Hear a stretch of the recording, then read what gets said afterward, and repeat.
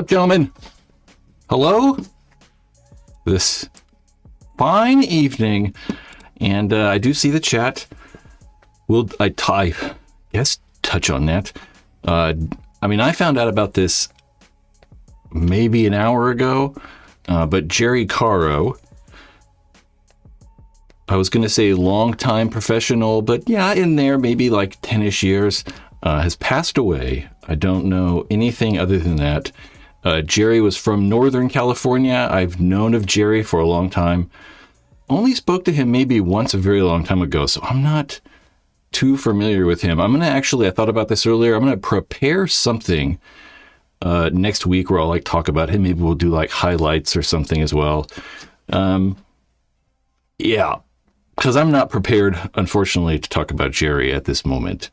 Just because, it's a unfortunate thing, and I don't know really what's happened. So we'll address that when either more information comes out or more when I'm maybe more prepared to talk about it. Yeah, I saw a picture of him online with Bobby Aviles, and I don't know. It's just sad. I don't know what else to say, guys.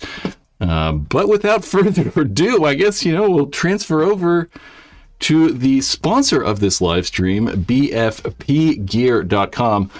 And BFP Gear just got brand new AccuLock flame barrel kits in. I really like these things. They're kind of cool because they're actually milled, right? That's actually milling and anodized to match. BFP Gear, I've signed in, I'm on this website constantly.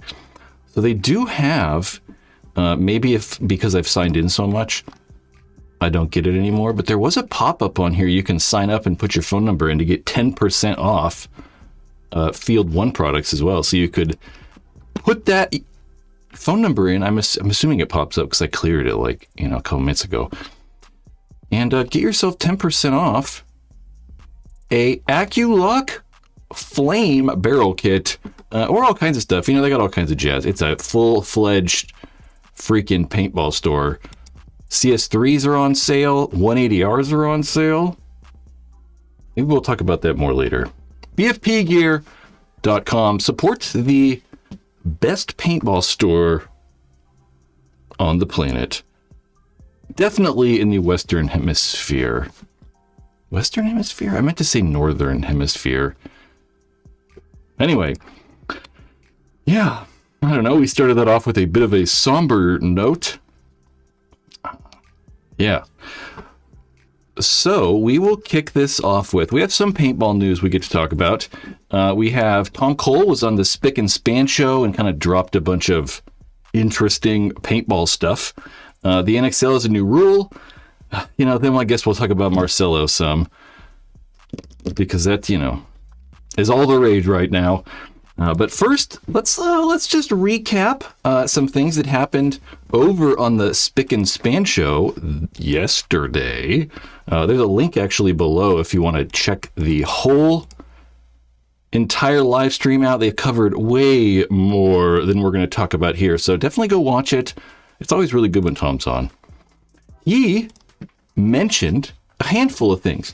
So Atlantic City for a while has been, kind of a event that people want to go to, but then kind of not at the same time. The conditions for the turf, or for the grass, I should say, were not the greatest this year. There's also not this alcohol thing. They don't allow alcohol, or it costs too much money to get a license, or some shady New Jersey stuff. So they're looking at alternative locations. Both of the locations Tom mentioned, he actually said he was looking at 3 locations outside near the DC area, and said named 2, and they are the Maryland State Fairgrounds and the Dover Motor Speedway. And I'm going to actually open those locations up, and we're going to look at them on a map, because I'm a map guy, so I'm all about these maps. So this is the Dover Motor Speedway. I'm not really sure, what's going on here, but obviously they have lots of grass and parking spots, and we could put paintball somewhere there. But it is kind of far away. So it's sort of, just, out there on the whatever peninsula that is, kind of far from DC, closer to Baltimore. That was one of them.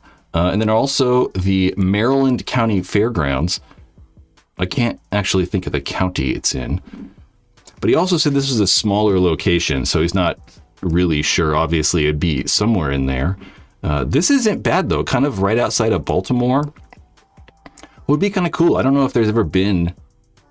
There's definitely been DC for the MPPL. I don't know if there's technically been a Baltimore event, but those are the two locations that possibly might change next year. And then also future location, trying to track down somewhere on the West Coast. It looks like Phoenix will probably be the best possibility. I mean, one of the biggest problems that the NXL has, especially these last 5 years, they've been growing, adding fields, new divisions. There's higher team counts, and they just need a lot of ground. Actual, location has to be the right size. And out here in California, it's just a little bit hard, I think, to find those. So maybe in Phoenix, in Arizona, would be a little bit better. There's also some sort of new TV deal in the works. Apparently, there's 4 new episodes, possibly of something. Tom said NBC, which I found interesting because, previously ESPN. We're going to have Atlantic City as well, I believe in August, will air this year. And those are ESPN owned by ABC or Disney or something like that. And NBC is owned by a whole different company. So this is actually 2 companies possibly competing for paintball content, which can only be good. We are kind of on and off about whether TV is the future. I don't think it is. But still, it's good, better than nothing. And then an indoor location. A lot of the photographers and video people really liked all the... I think it was... I can't even remember the tournament. It was 2 years ago, where it was really dry. And there was kind of dirt all over the field. And one of the things that made the photos and videos look cool from that event was that there was so much dirt and dust being kicked up in the air when guys were diving and all that stuff. And I don't know, Tom's looking, I guess, for an indoor venue, or he's probably looking at an indoor venue currently, just not telling the name, but the interior is actually dirt, right? So you think about I don't know, the PBR, the Pro Bull Riding Association or whatever, or Monster Trucks or whatever, when they put dirt down. So maybe some sort of indoor location like that so we can better control weather, specifically for TV. It kind of reminds me of the Smart Parts Championships they had 2007 or 8, somewhere in there. They were also indoors. Yes, Kevin. This is a paintball channel. The title, actually the name of the channel, kind of gives it away. Yep. So that's some new stuff that happened over on the Spick and Span show yesterday. And like I said, look below because there is a link in the description. And there's also a brand new rule in the NXL, a rule that unfortunately had to be written. The NXL is now prohibiting the use of clothing, gear, and equipment displaying offensive, inappropriate, or discriminatory content during an NXL sanctioned event. I mean, yeah, sure. Yep. Tom pretty much said that he's going to be the guy dictating, what's determined to be offensive or inappropriate, and I'm perfectly fine with that. I think Tom's been doing a very good job, really, since he took over the NXL, and his openness and talking directly to us, like he did on the Spick and Span show, helps me have more confidence in him making those right decisions, because he's been so, kind of transparent about everything in the past. And, I assume it's going to be for crazy shit. You're not going to go out there with a shirt that says shit on it and oh, you're going to get kicked out of the tournament now. It's going to have to be something crazy, like, swastikas. Yep. And I don't know what else happened. Did we talk about Paintball Nerd yet? No, we'll get to that. I like to delay those things. I'm just going down my list of things to talk about. We also have Marcelo Margott switching paintball teams. So if you haven't, been paying attention the last week, Marcello Margott has gotten himself into a bit of a pickle. It didn't go well. I would say it's still probably not going well, but it's picking up for him. He got let go from Impact last week. Last week. I think probably Saturday or Sunday. This is, Impact statement after consideration. I'm not going to read that. You guys can read that. Impact statement. And a couple days ago, we got a statement from the Lucky 15s, much more detailed. And the Lucky 15s look like they just kind of mutually agreed for Marcello not to play on the team anymore. That's what it sounds like. I mean, they wished him very well, and he's always helped the team and been dedicated and been an awesome guy. So the Lucky 15s, at least, they're cool. And I assume Impact is too. They just haven't really, made too many statements. And I mean Impact, I mean like Bart and Dave. They probably don't hate Marcello. He just kind of put them into a interesting circumstance. Oh, there we go. This is what I'm actually looking for. Marcello goes to Damage. So after that quick hiatus from Pro Paintball, Marcello found a home on Tampa Bay Damage. Damage going to be good. They're going to be good. I mean, they got Marcello, they got the Edwards brothers, they have Carter Donaldson, they have CJ Cantor, Chad Boucher, Keith Brown, Dan Holliday, Brian Smith. I'm definitely missing someone. Chris Shear. I just named so many people. I might have forgot someone, but they're stacked. I mean, their roster's nuts. I mean, think about Keith Brown, Chris Shear, Marcello, and Jacob on the same starting roster. I don't know who that fifth guy is, though. But they got 4 guys that are going to be exceptional starting roster. So it'll be, at least interesting to watch. I mean, we'll for sure be interested in watching an Impact Damage match if it happens. Who knows? There's a lot of stuff I know about this, too, that I don't know if I should say or not, so.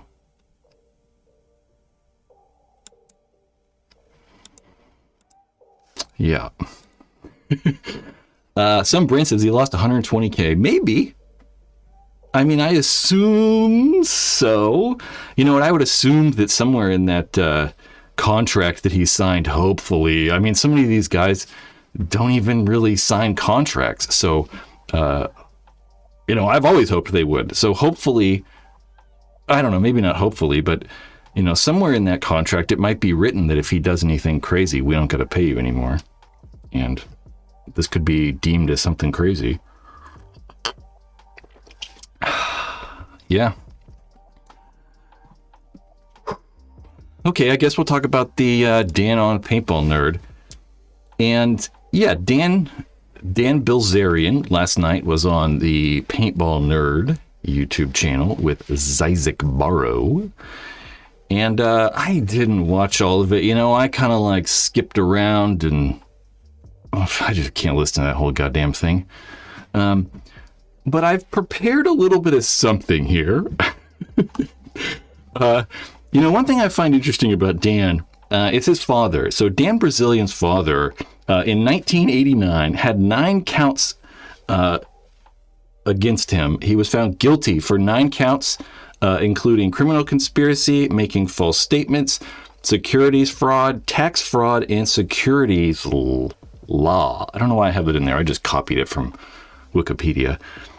And he spent a year in jail and was fined $1.25 million. In 1993, he was sued by the SEC. His dad ended up avoiding paying fines for 30 years. Apparently, he's owed fines to the SEC, the Securities and Exchange Commission, for 30 years. And then now he owes $180 million. So Dan's dad has been dodging, the government, trying not to pay these fines. I don't know. I just think it's a little bit of a backstory about maybe who he learned things from. And then the first part that I found quite interesting was when he said, just straight off the bat, I think Jewish conspiracy is the greatest threat to the world today. And I'm like, really? Like more than like volcanoes and like, I don't know, natural disasters, car accidents, like, you know, hundreds of thousands of people die every year in cars. It's like, cars are more a threat to us than, you know, Jewish people. I mean, what about cancer? And like, there's all kinds of things. Volcanoes. Yes, volcanoes are certainly more of a threat to you, I think, than Jewish supremacy. It's just crazy. Then he went on to say, literally directly after that, they, meaning the Jews, kicked him off the board of his company. So he's mad at the Jews for that. His Jewish business manager also tried to distort him. Or his Jewish business manager tried to extort him. His Jewish lawyer tried to fuck him over. And he's had a lot of Jewish friends attack him recently. So it seems more to me that Dan is just mad. He's like, he has a bunch of grievances against individuals. And yeah, he's created a grievance-based personality where like everything is everyone else's fault. It's kind of interesting.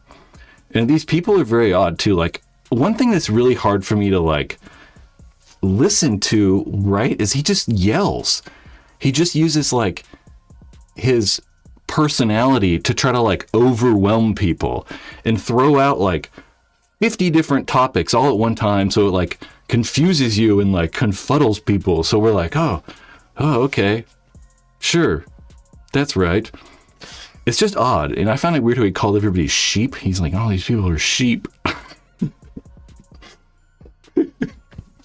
Anyway, I find it interesting. But I don't think that we'll probably be like talking about Dan anymore. This will probably be the last time. Marcello, I hopefully will come up again. I don't think Marcello's a bad dude. Like I said, he just got mixed up in some stuff. Dan's crazy. You know, one thing that is kind of weird though, and I was like listening to him speak, and it is, in America, we do have this like weird fascination about like World War II, you know?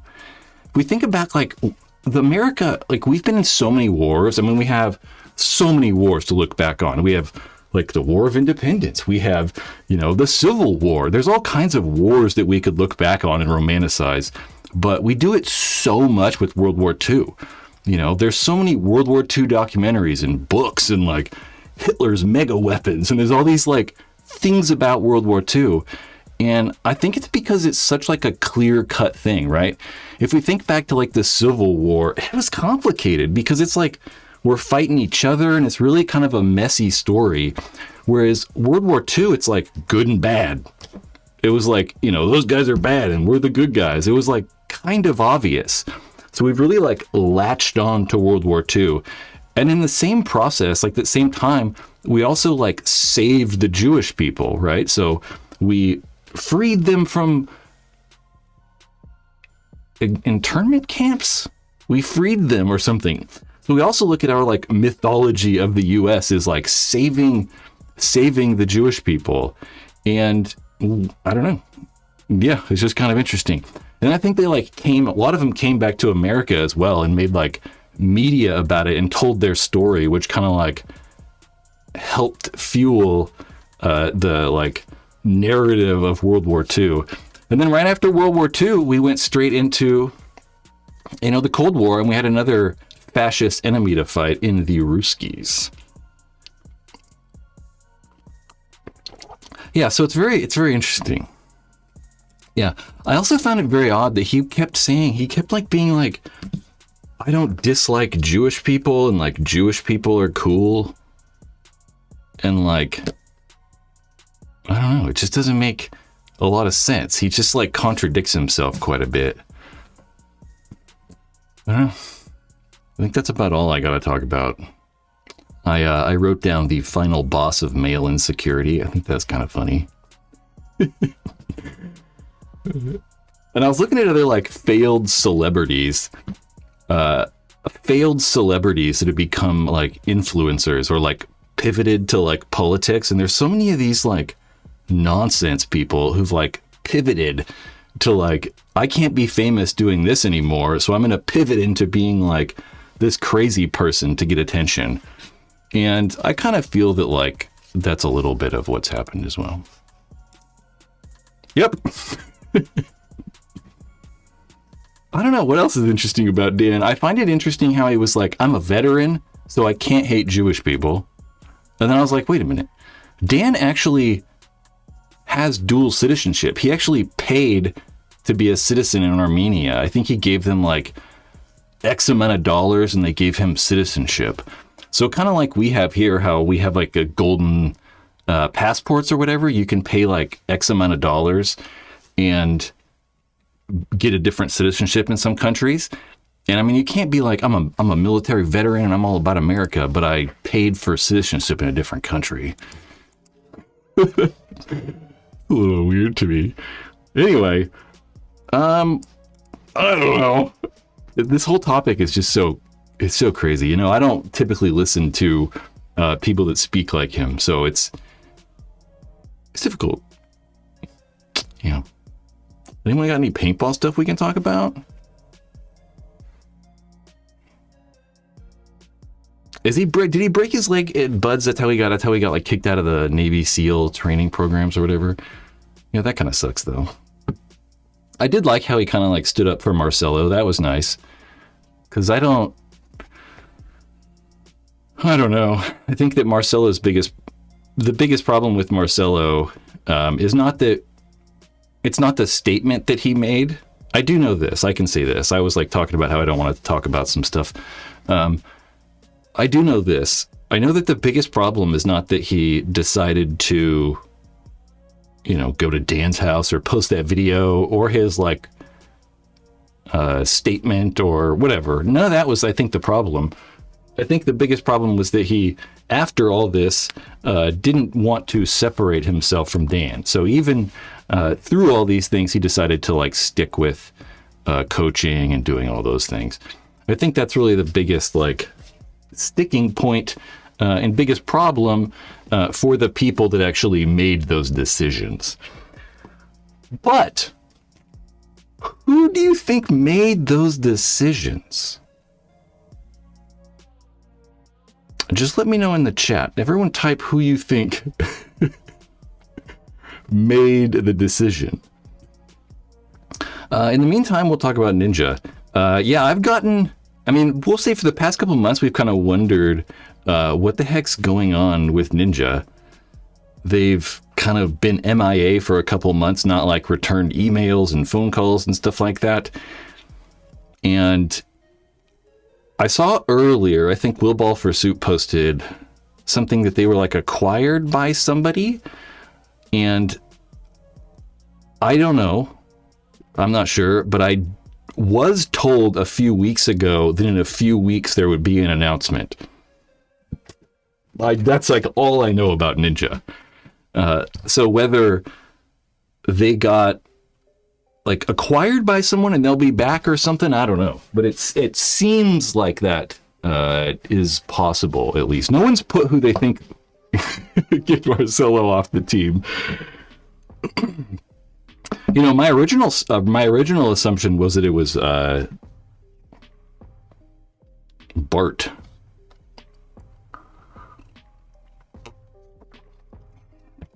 Chris, happy birthday. Pusher working with HK now. What do you mean by that? Scotty from Will Ball Soup is a jackass. Yeah, I don't know him. I don't really know. Dan called him out. That was kind of funny. Yeah, Dan, one of the problems too with like, people like him, and like, if you notice a lot of the people that say crazy things, one of the things they do is try to like interject like normal shit, right? Like they try to like input normal like things that we maybe agree with or like that are common sense or whatever, you know? So it's like he starts off by like, I feel like his biggest problem too is like that our government is like funding Israel in their war with Hamas. And it's like, yeah, you'd probably get a lot of people to question that and wonder that, right? But then he goes and says like, crazy shit, which I don't know if he's like, I don't know, dude. I really don't know. If you like listen to the things he says, I don't know. It's very odd. Like he'll just like be like he said like Jewish people own 70% of NBA teams and like Jewish people have a lot of money. And it's like, okay, I don't get it. I'm like, sweet. Okay. What do we know about email? I just saw someone said something about an email. I know, gentlemen, there were a few of you that replied about editor things. I'm gonna email people today, this week, I promise. Tomorrow I'll send everybody an email. There were like 5 of you guys, which I thought was crazy. Either way, I'm not looking for someone right now. But when I get to that, I'll email people. But either way, I'll email you guys tomorrow. Trying to find your business email. Just email Brad at paintballruinedmylife.com. Or you can go to Paintball Ruined My Life and scroll to the bottom and go to the contact form. Also works. Yeah.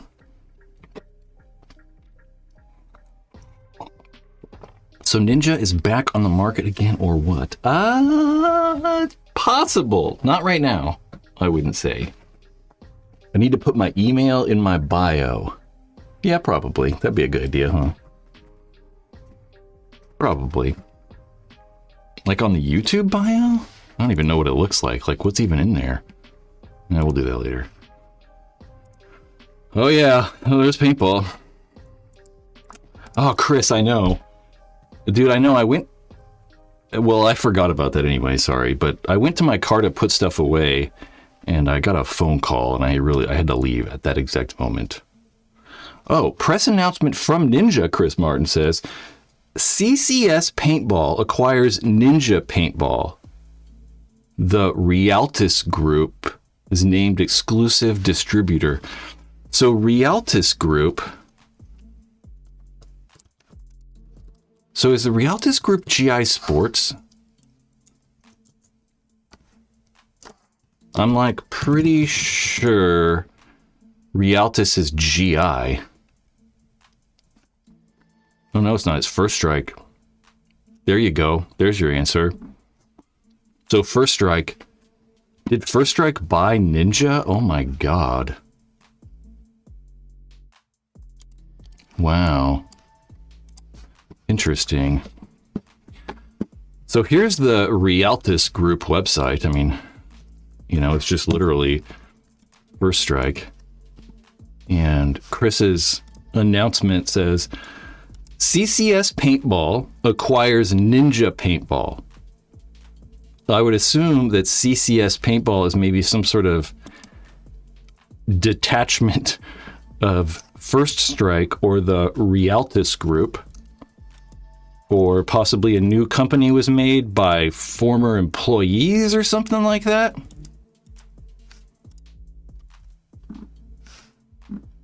That's, whatever. I don't know. Ninja's not, or I should say, First Strike are not the greatest tank rigs, so that makes me a little bit interesting. Nerd, it is kind of sad. Well, it's not kind of sad. It's certainly sad. I think I'm like, what happened? I don't know what happened. Everyone just wonders what happened right away. And it's like, it couldn't be good. I mean, no one dies when they're like 30. It's never good when you die and you're young like that. So hopefully what it'll remind us is that life is fleeting. I was going to make a joke about Jewish people, but... Maybe Ninja Rags will ship with First Strike burst discs now instead of those big, sharp, pointy ones. I'm with you, Marcus. That would be good. I'd be okay with that for sure. Flush details. Yeah, I don't know what happened to Jerry, guys. I really don't. Everyone's like, what happened to Jerry? I really don't. I found out like an hour before this, and I texted a couple people, but I haven't heard back yet. And I don't know, it's always kind of weird to ask that stuff, to like pry at that stuff, where it's like, I don't know, does it matter, I mean, it does, but at the same time, it kind of doesn't, so... Think about like his family. Maybe it's important to them, not us just rando people. Chris, what's your opinion on the Halo Pro shell kit? I don't know which Chris. Maybe Chris Martin, Chris Raymond. Chris Martin might have one. I can't see Chris Raymond. Maybe Chris. Maybe CR does. Okay. Let's see what else we got to talk about. Nothing. If maybe you were if you were a member here on this YouTube channel, there were 2 membership levels, and this week I deleted the other membership level. There was a supporting role that was a little bit lower, and I just didn't want to deal with 2 of them. So if maybe you were a member and you want to join and help support this channel, or help fund these videos, obviously all this money goes directly to me to live life. Think about becoming a channel member. There are some perks. You get exclusive access to early access, exclusive member only videos, 20% off merch, members only live streams, and also giveaways. I'll be doing a giveaway next live stream, 100%. Not entirely sure what it's going to be. I do have a bunch of random stuff around here, so we'll figure it out. I've been meaning to do this for a long time. Oh, no, it's not over there anymore. Hold on.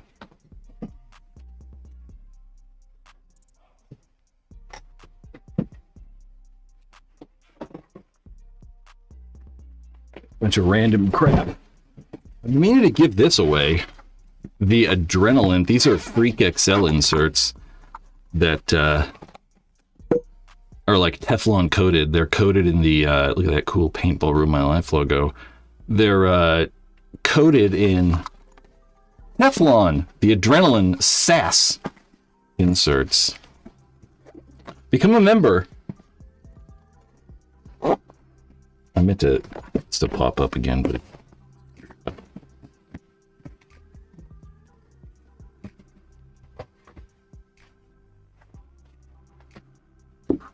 Yeah. Okay, what are we talking about now? I'm hot. It's an air conditioner. Not the air conditioner. Let's turn this fan on.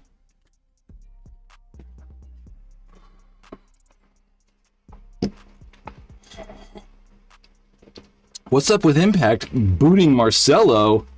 Goddamn.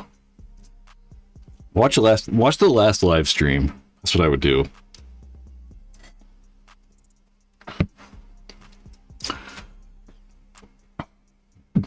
I like these what ones. Give me something to talk about. What did you think of the blue waffle force Ryan showed on the Spick and Span show? I didn't actually see the blue one, but I mean, we've seen him before. I might have pictures of it up. I might have pictures in here still. Probably not, actually. Gosh, there's just so many. I try to keep the old stuff in here, sorta, so I can pull it up for moments like this, but maybe I don't have it. Yeah, I don't know. It looks cool. I'm more interested in like their G7R or, you know, whenever that happens. HK is helping push. Which could mean anything, you know. I mean, maybe they're just helping them with manufacturing, you know, getting stuff made, or distribution or something like that. Yeah, the waffle forces in blue. The blue like waffle shockers were probably the coolest. You can probably like help see. You can help see like the milling maybe a little bit better with the blue. It's a little bit whatever. It is too This too shall pass. That's a Jesus quote, I think. Dan wouldn't. I don't know if he approve of that. Who is this TBD Spence person? Who are you? Just a curious name. Our agenda's complete. We already talked about like the things that I wanted to talk about. Make a mock-up of the G7R and maybe it will materialize. I've done that. Didn't I? Like this right here. See, this one I still have. Although I don't really like it. You know, I just kind of like ghetto put the foregrip on the front. It could probably look a little better than that. You know, maybe they could stylize that foregrip a little bit.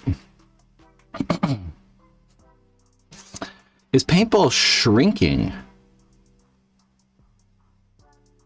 I don't know. I don't really have an answer. I'm not sure.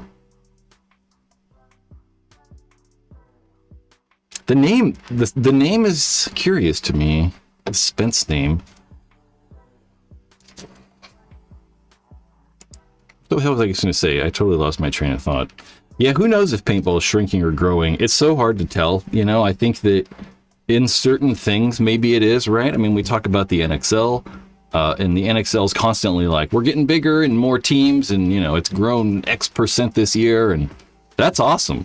But that's just like one little portion, right? I mean, there's all these like, you know, different things going on. I mean, there's local tournament leagues, there's regional leagues, there's big games, there's scenarios, there's birthday parties, there's all these other like factors of it. So it's really kind of difficult. You know, I've always thought that the only companies that could probably tell you are the paint companies, right? I mean, because they're the people selling paintballs.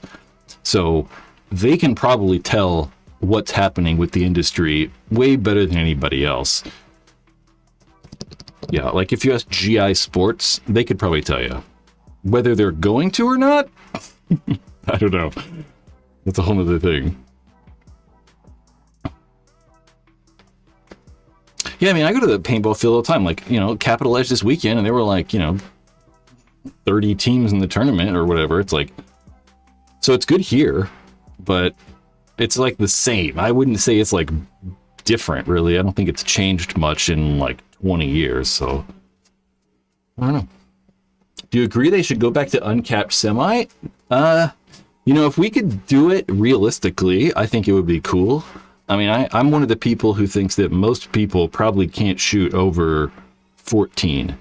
I mean, 99.9% of people probably can't realistically shoot over like 13 to 14 in like real semi-automatic. But the problem is like all these guns are electric and it's easier to cheat. And I don't know. I just think it'd be difficult to enforce like real capped semi. I don't know. Maybe it's not though.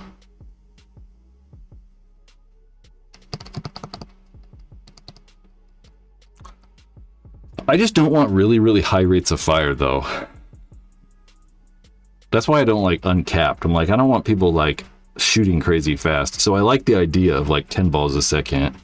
I think it's better to play at 10 balls a second than like 13 or whatever. Deadly pinch. I don't think paint's expensive. I mean, paint really hasn't changed in price in 30 years. You know? I mean, you can buy paint for the same price I was buying it for in 2001. So it's like, I don't know. That's crazy. Like, what else were you buying, you know, 2001 that is the same price now? Not a lot. I mean, I don't know if anything. Really. I mean, it's really not that bad. I mean, you can buy paint for like $40 a case. I mean, some paintball fields are like gouging customers and stuff, but that's a whole other story.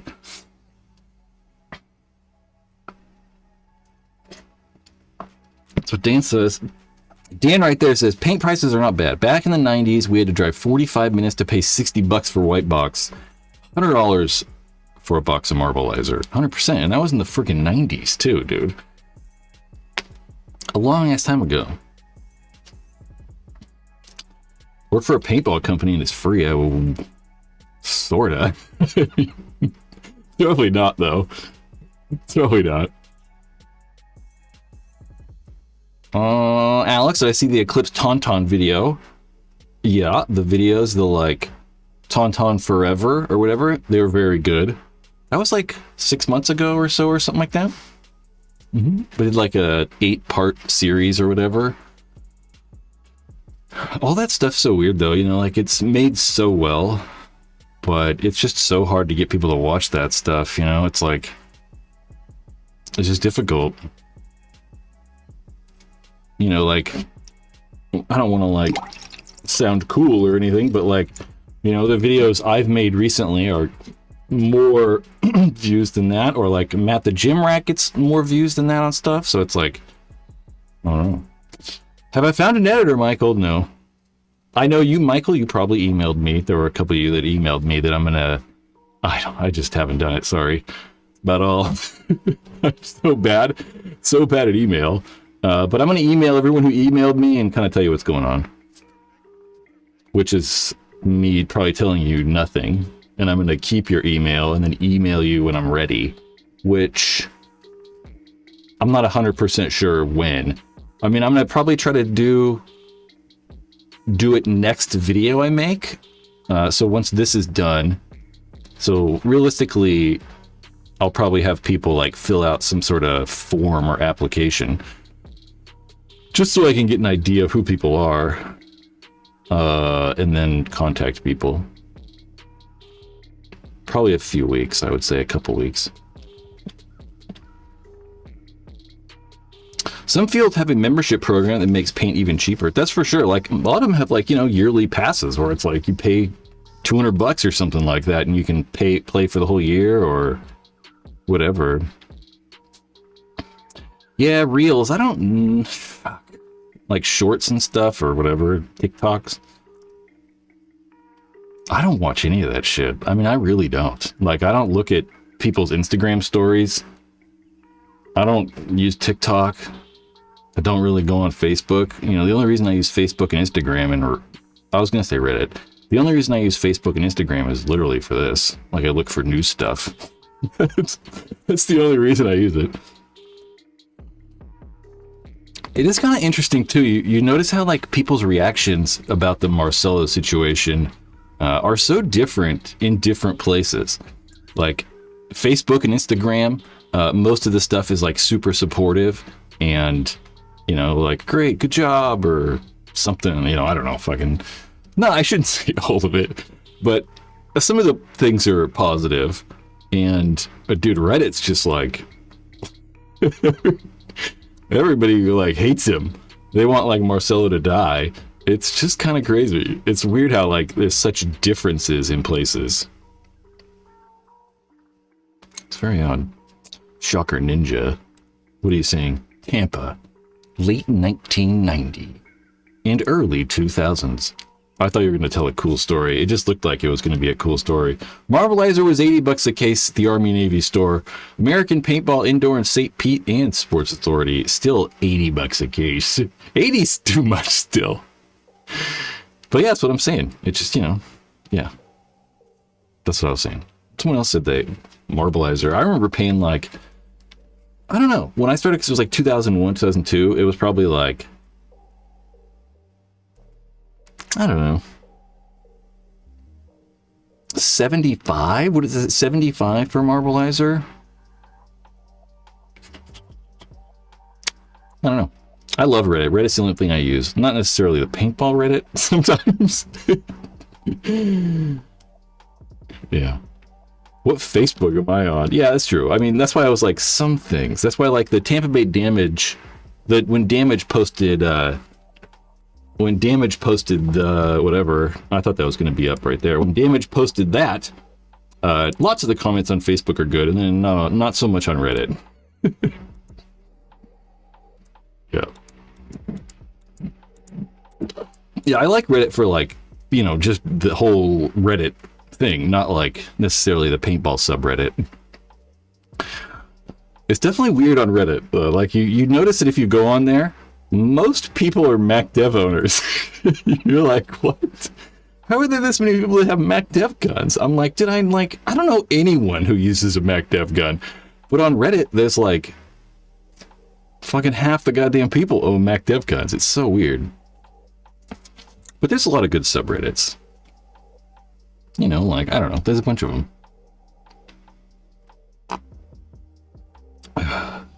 Mac Dev guys. Yeah, I mean, it is weird. It's very odd. I don't know why it's so into Mac Dev.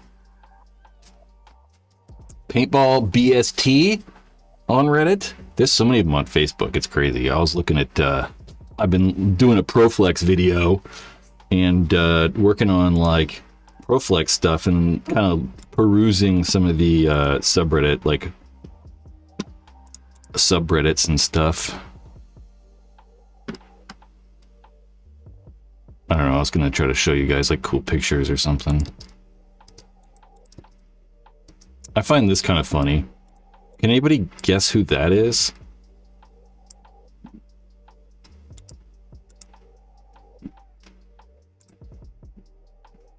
I'm trying to move stuff around really fast. Who's that guy? Da-da-da-da. Or even what mask is that? I mean, do you guys even know what mask that is? There you go, a Reaper.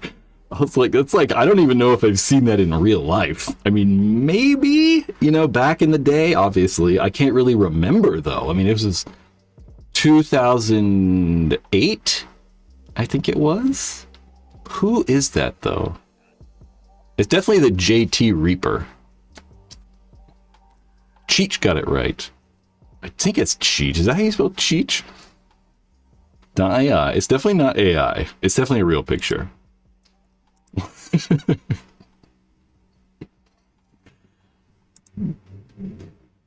Oh, finally, there we go. I had something unlocked and it was killing me here.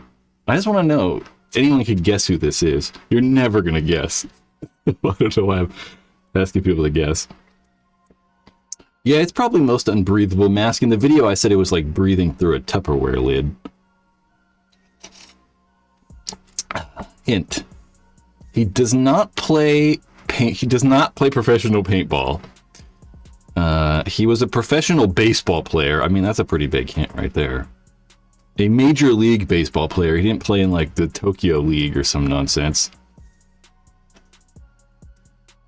Dizon? What do you mean? Dizon? Dizon? That's Ronnie Dizon?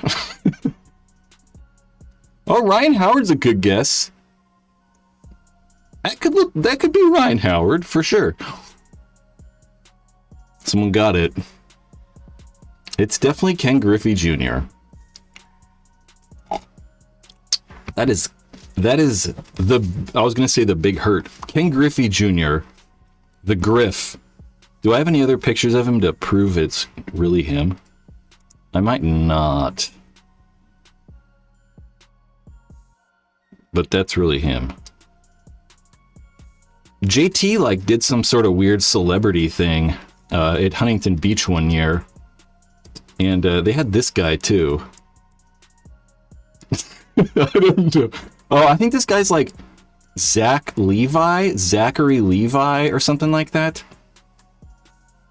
That's the guy that was on that guy. He was on that TV show called Chuck or whatever. I don't know why we're talking about this. Mainly because I was looking for fun pictures to show people. Man, I swear that I had more pictures of Griffey. I mean, I know there are more pictures. I just might not have them right now. I'll show you one thing that's kind of crazy. People might not know, but I gotta find the picture. There we go. So this is kind of crazy. So this is the, I don't know, catalog. Whoops, we'll get rid of those guys. The catalog for the, I think it's 1989 or something like that. 1988. This is the JT catalog. So you'll see this in the upcoming video. But one of the things that's really crazy, this is JT's first paintball mask ever made. the GSX Pursuit Goggle System. You can see right there. But look at how they hold the lens in place. That thing is held in place with zip ties. It's actually not a whippersnapper either, guys. Technically, it's not a whippersnapper. They held this motherfucker in with zip ties. So imagine zip tying your lens in place. Like, that means they're like drilling holes through the lens. It's just crazy to me. Crazy. So the big deal is there was this mask. This is like adopted from motocross stuff, right? So it's really just a motocross mask, like a motocross faceplate, just like this, right? That's really just a motocross thing. And that's why JT, or how they got their start, was with motocross. And they just made that thing. So the next mask they came out with, the actual whippersnapper, is essentially the exact same thing. So most people are probably just going to call it a whippersnapper. You know, I would have up until like a week ago. So I didn't even know. But the whippersnapper actually got rid of those zip ties and just had normal lenses, right? That actually like mounted in place and stuff.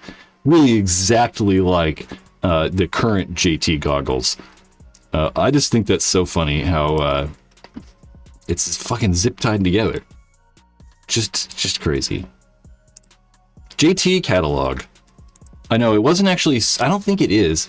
I think that it's $7.99. I saw Push Star right there. It was like $7.95. I saw that like right when I closed that. But I think it's just for the bottom right here.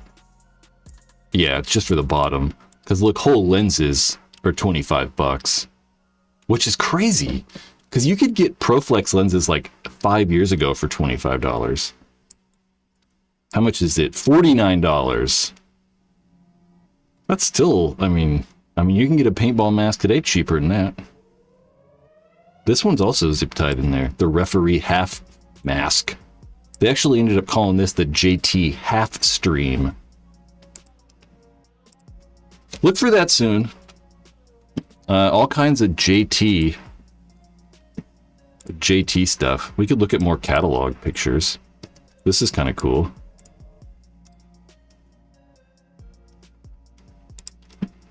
Oh gosh, that's not what I want to do though.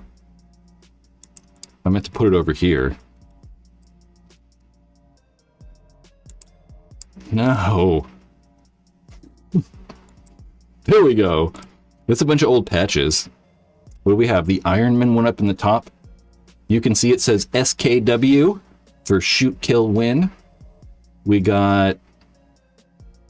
I'm not sure what the snake one is on the right, or the top middle one, but Navrone was very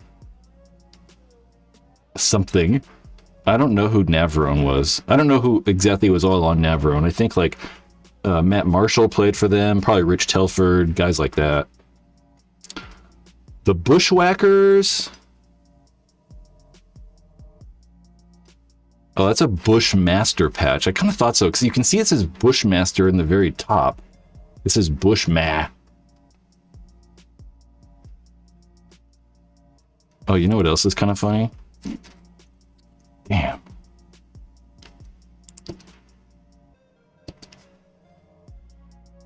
I have a picture of J-Rab. Oh, there we go. Look at this little guy.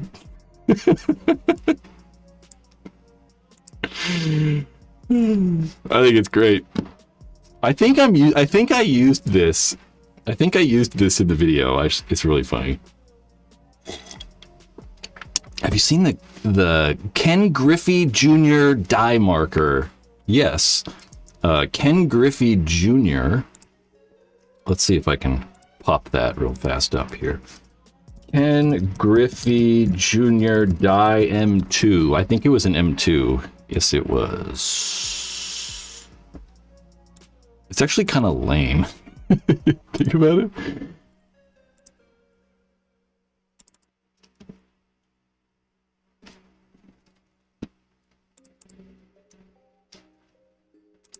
Getting Ken Griffey picture. Hold on.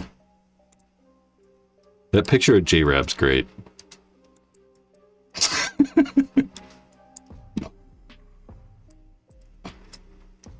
There's a King Griffey gun. So it's cool. I mean, it's just blue, you know, it's not too crazy. It's kind of interesting that he got his own, like, freaking jewel on the back, though. That's kind of cool. So instead of saying, like, die, where the badge is, it says Ken. This is Griffey Jr. And in the front, where he has that, like, swing, his, like, logo on the, I don't know, right where the barrel kind of eye pipe is, that's actually milled into the gun. It's not, like, sandblasted or anything like that. It's actually, like, machined into the body, which is cool. It's got, like, stats on the back. I don't know what that 99.2, like, 0.3%. I don't know what the hell that is. Maybe that's how many games he played in. He didn't sit out. The King Griffey gun. No, that's definitely not new. That is pretty old. That's like 10 years old or 12 years old or somewhere in there.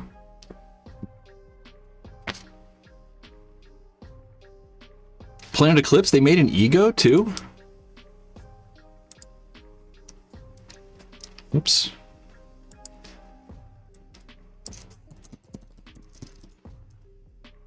Oh, wow, yeah.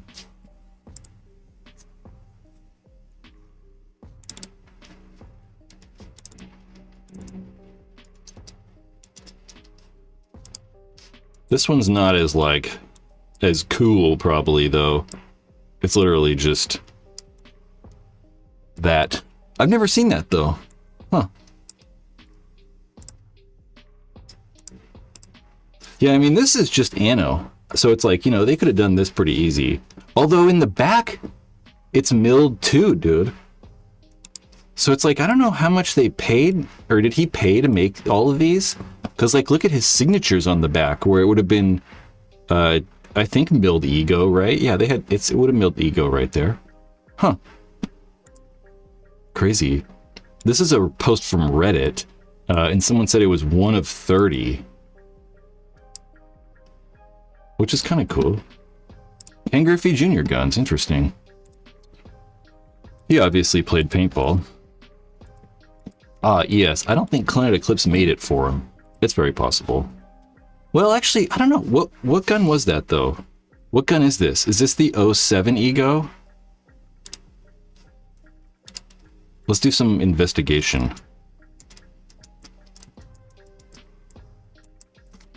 Planet Eclipse Ego 7? Or no? Is it an... What am I crazy? Is it a 5? It's an 8?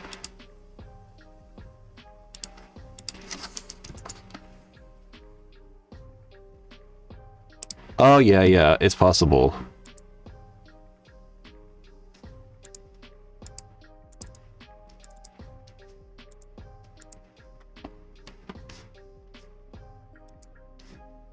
Damn it, come on, just give me a good picture to use.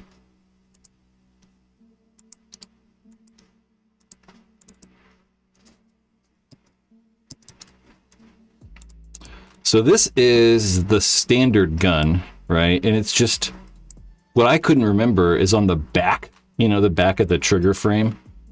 We'll kind of line those up a little bit. I don't know.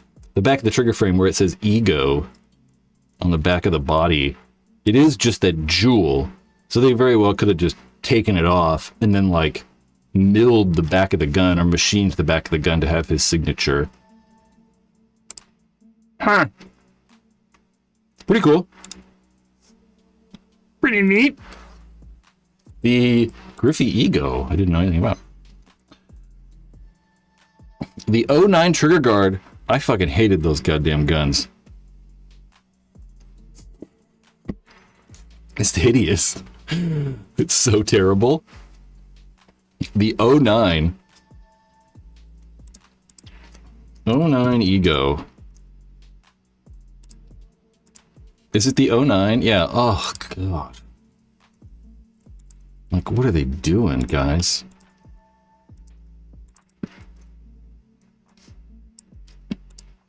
Like, what are you doing? I just cannot stand that trigger guard. Doesn't anything just look awful? I didn't like it. Because I didn't like, you know, I'm putting my whole hand around the front of the gun, too, and, like, holding the trigger frame, or holding the foregrip of the reg. And it was just really weird putting your hand in that really small spot. I just hate the way it looks. I hate the way it looks more than anything. I just couldn't stand the damn things. And they weren't bad guns.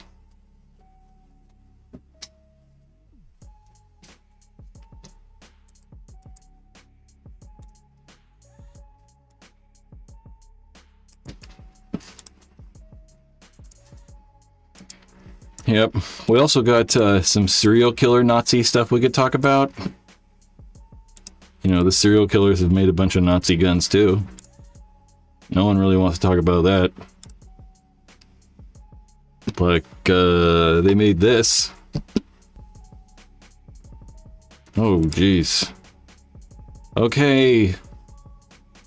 Cookies. I gotta cover my head up. I can't see the freaking thing to close the cookies. This is not me trying to call out serial killers. Everyone's already done that.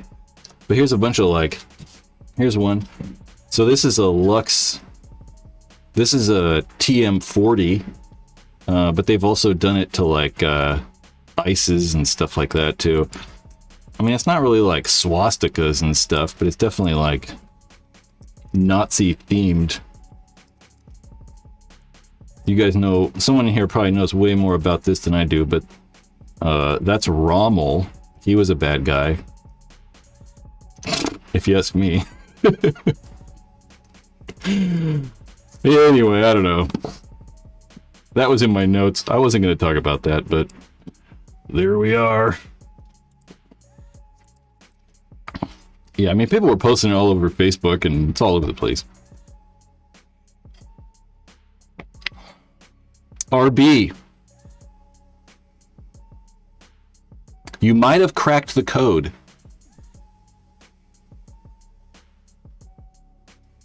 You might have cracked the code. So I find it interesting. That Marcello was cut from Impact, and Marcello definitely was like let go from Impact, right? But if we read, oh man, I just added all those pictures and now it's hard for me to like find the shit that I want. If we read the Impact statement, you know, it's nothing. It's like, you know, whatever. Marcello's not playing for us anymore. But the Lucky 15s one is interesting. You know, I don't know. It's very much like, I don't know. They like say how Marcello is great and all this stuff, but we're separating, right? So it doesn't seem that they're like upset with Marcello. It's kind of hard to tell how Impact, you know, their management or whatever, how they feel, because it's so, their statement was, I mean, it's obvious how they feel. They obviously don't like it, but it's not as detailed as this Lucky 15s one. Both of those teams use Planet Eclipse guns. Damage, however, do not. So if Impact didn't want Marcello, if Impact's ownership didn't want Marcello on the team, okay. But then leaving the Lucky 15s and not playing for them also, they're also a Planet Eclipse team.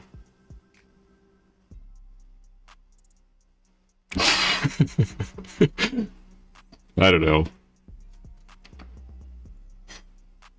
Damage, they shoot dye guns.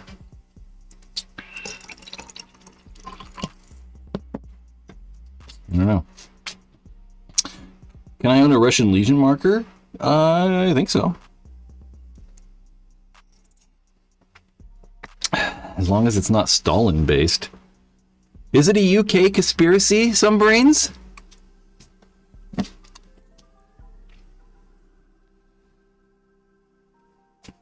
I know that other pro teams. Oh yeah, why'd I say Damage shoots dye guns? I know they don't. I knew they didn't. I don't know. They definitely shoot Luxes. Yeah. For quite a while now. Yeah. Definitely not dye. Damn it, I lost my train of thought. I don't know. Damage shoot Luxes. I totally forgot what I was going to say. But anyway. Yeah, as long as you don't have Stalin on the gun, I think you're probably good.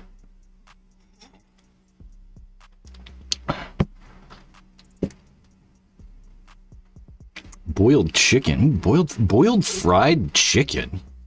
Do you boil the chicken, then fry it first? I've never actually made fried chicken, so I don't actually even know. Oh. What about Kim Jong-un? He's got a cool haircut. I know that someone did mention it's going to be funny to see Marcello wearing hate gear, like Tampa Bay Damage. I think it's Jason Edwards or the Edwards brothers, and yeah, their company Hate. But Jason said it stood for like something else. It doesn't actually stand for that, or doesn't actually mean hate. It's actually like an acronym, but I don't know. Yeah, we've talked about Jerry, the very first thing, but you know, I'm not sure what happened, or I don't know. Unfortunately, I don't know what to say. You know, I don't know. It's terrible, obviously. Maybe. I mean, no one knows what happened. I mean, it's obviously bad, but I don't know what happened.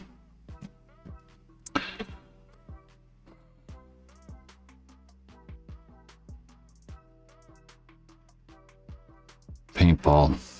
It's been interesting. Yeah, I always find, I don't know. We talk about, like, you know, we've talked about me starting a company on this thing, and brand names and all kinds of stuff. I mean, I've pondered on this for hours about brand names with you gentlemen, and maybe a lady every once in a while. And I don't know. I just had brand, you know, naming my company Hate or Violence. It's just kind of weird. Like, I don't know. It's just, I don't know. It's not what I would do. But, you know, I wouldn't do a lot of things that more successful people do.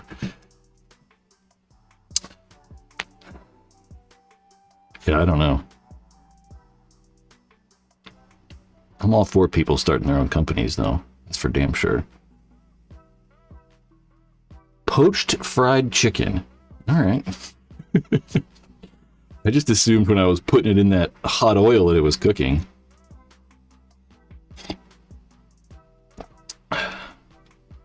Marcus says it's not that weird for a combat sport. Yeah, that's for sure. Sleepy Invader says it's just trying too hard and edgy. Yeah, I feel like it's just trying to be edgy and cool, and it's just kind of like, I don't know.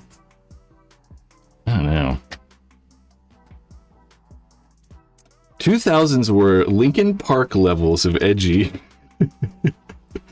Dude, I like Linkin Park. Yeah, their first, like, album was cool. Maybe. I mean, you know, when I was like 18.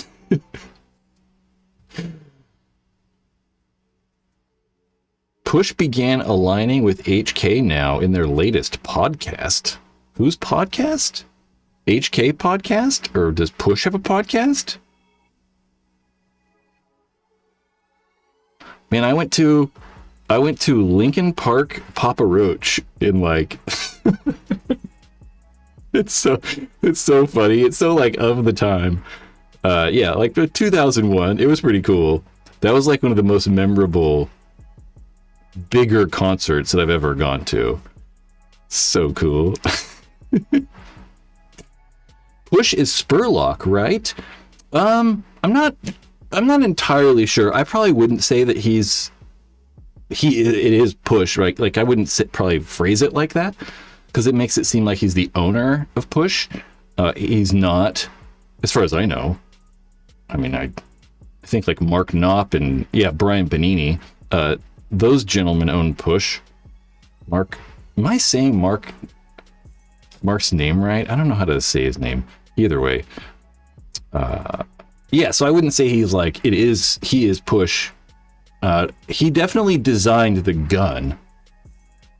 though. He definitely designed the new push propel. Whether that was a new thing or he designed it a long time ago and they're just finally bringing the thing to market or whatever, I'm not sure. Yep.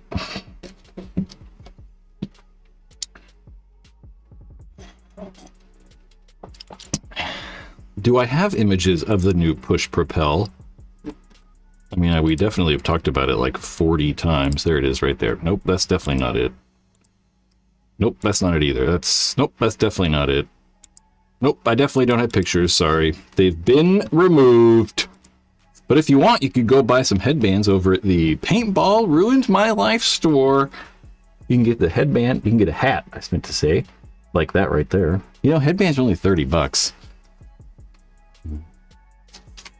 There's not a lot left. There are a lot of styles. I did make a lot of styles. Way too many. There's only like a few of every style left. And, you know, buying this would help bring out new products. So if you want to get cool headbands to support this paintball journey we're all on together, whether it's good or bad, whether you're... I don't know. I feel like I'm going to get canceled any moment with this, like, Jewish stuff. Go, buy some merch so that I can avoid cancellation? I don't know. I just want to make, like, jokes constantly, and I don't, you know...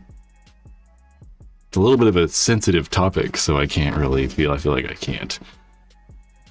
Propel is just too expensive. Ethas are much cheaper. Even the Nova dropped their N2 down to $500. Yeah, I agree with you. It's a lot of money. I mean, I'd rather have the, obviously, I mean, at any price, I mean, I'd rather have the Etha 3M. I mean, they could be selling the Propel for $100 and I'd be like, you know, buy the Etha 3M. It's a far better gun.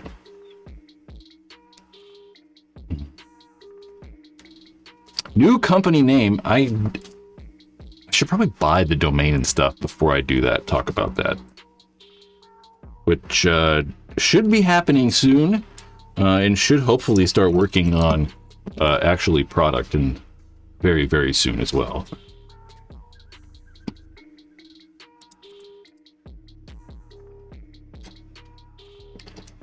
RB says about the he says it looked like a mechanical machine vapor. Someone broke it down in a group chat, and it's literally the same engine and design.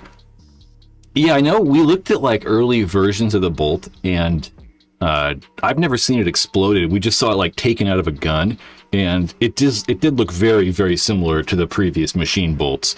Like it had like that front clear bolt piece, and like, you know, it looked like a machine. You know, I just realized I turned face tracking off. That's why like the focus is getting off. See how it's on my hand? We gotta fix that. Question: why do you want to start a new company again? Chris, to make money. That's your answer. Yeah. Yep. I mean, that's literally the easy answer. There's a harder answer, I guess, that I don't really know the answer to. Yeah, I mean, really. You know, like... yeah, like, honestly, I've been broke my entire life doing paintball stuff, you know? Working at the paintball store, working for paintball companies, owning a paintball store, doing this YouTube thing. And I just don't want to be broke. So I gotta...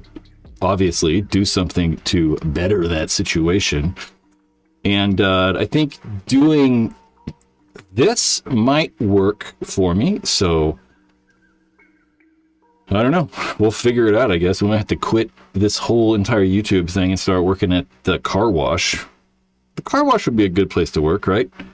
You think I could work inside? Maybe I could be the guy who like helps people with the little machine out front when you got to hit like the buttons to see what you want to get washed. You're outside, you know. Did you hear about the players found broken glass on divisional fields? No, I definitely didn't hear that. That's not so great. That's probably why Tom Cole was on the Spick and Span show. I'm reorganizing myself. That's probably why Tom Cole was on the Spick and Span show talking about possible replacement for Atlantic City. That actually said possible location replacement earlier, but it was too long, so I just took out location. Yeah, that's probably why they were, one of the reasons that they were talking about going somewhere else. Switch off. You can be great edit for any big company. Mark, I don't know.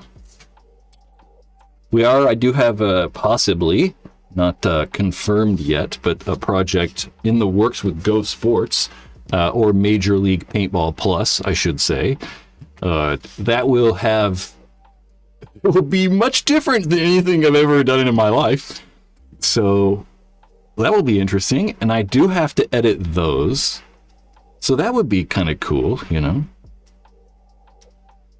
That's going to be a different editing job than I've ever done before. I do believe I could edit good stuff, though, honestly. I'd really like to get, like... I don't know. I bet I could. If I talked to Major League Paintball, I bet I could.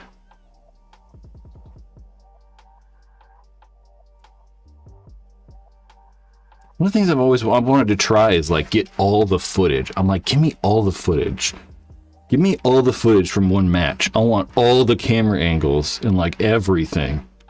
And I want to try to edit a match.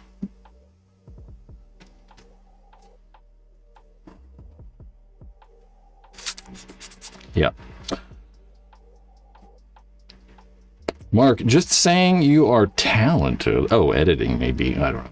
Paintball is just small and no return on investment. You're telling me about it, dude. You have no idea how long some of these videos have taken me far too long to make. That's why I'm looking to try to offload some of that work. And some of the videos, you know, I've put in ads in videos recently. Like the last one had a Hormesis ad in it. And hopefully more future videos will as well have more ads in the future. You know, not more ads, just one video.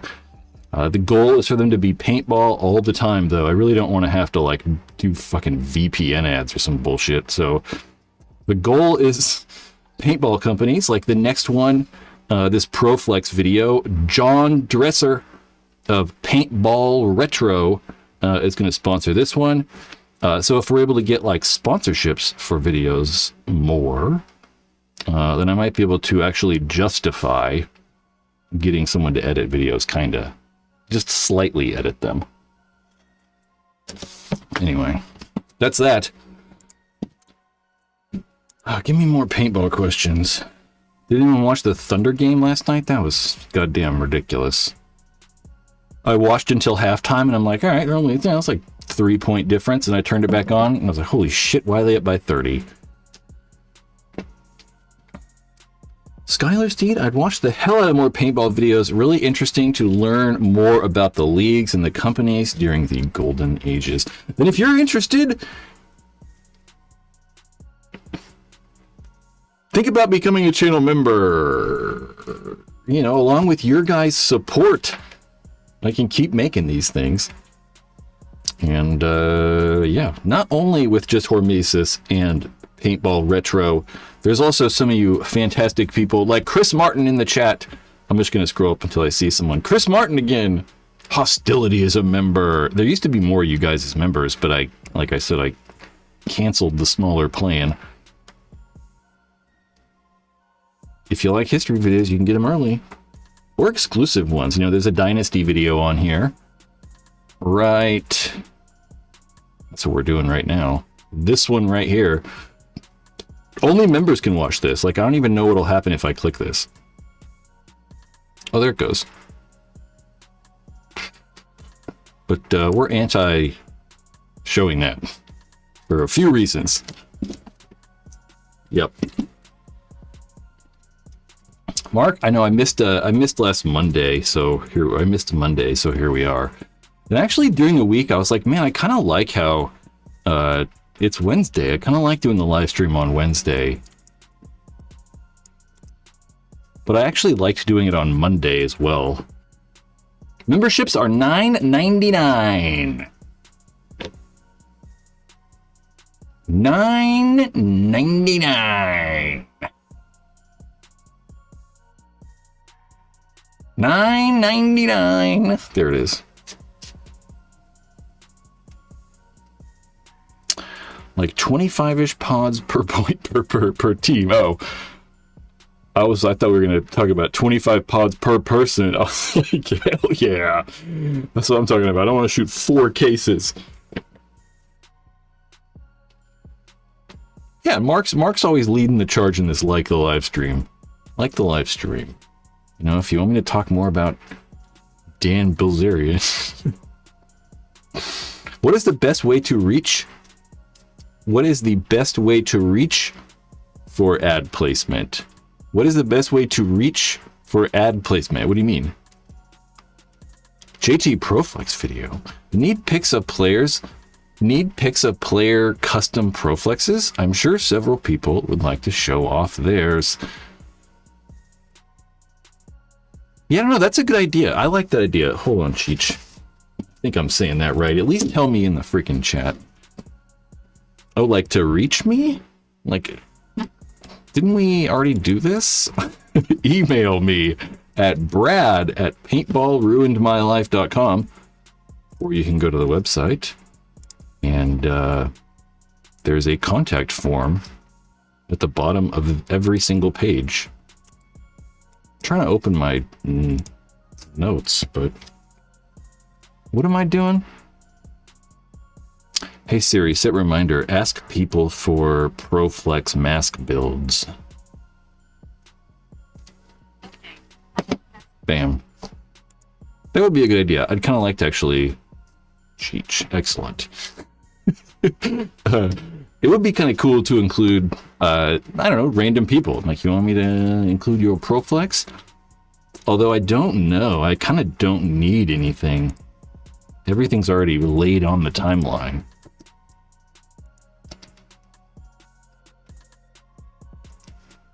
Yeah, I was looking for pictures.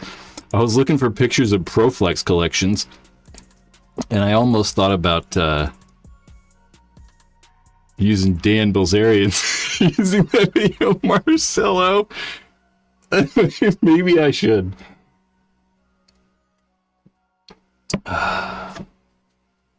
Brad, we're gonna need you to co-host the next CEPL event. Maybe. I actually wanted to do a members only live stream. I thought about it last weekend at the field. If I'm not taking pictures and I'm not doing my own live stream, I will. Maybe we can like just do them together and we'll just stand by each other the whole time. Well, you can be the co-host on mine and I'll be the co-host on yours. But we'll just both be doing streams. Or I should say Chris's live stream, huh? Yeah, Jerry. I was disappointed seeing Eminem work with DB a while back because he's so visibly a scummy dude. Working with him was bad enough even before the thing happened. I totally agree. I agree with that. I totally agree with that. But again, you know, like I said earlier, people are willing to do things that I'm not. And those people are often more successful and have better lives than I do. So maybe I'm in the wrong. These are the questions that Dan should ask himself. Bobby, I know, I saw you guys. Would you get second? Secrets on Saturday? Second place?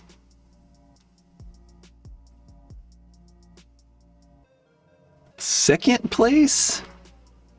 Yeah, we're never going to give up on Marcello. It'll never stop. We'll keep talking about it for at least another 2 years.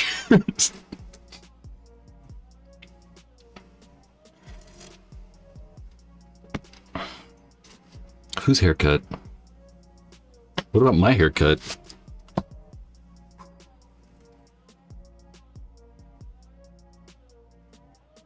I'm very aerodynamic. I prefer to be hydrodynamic, though. Well, gentlemen, I don't want to talk about Dan anymore, and I don't have any other cool topics. Maybe we can talk about, I don't know.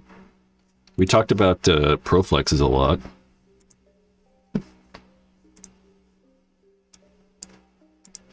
It sounds like I'm leaving. I'm not leaving yet, but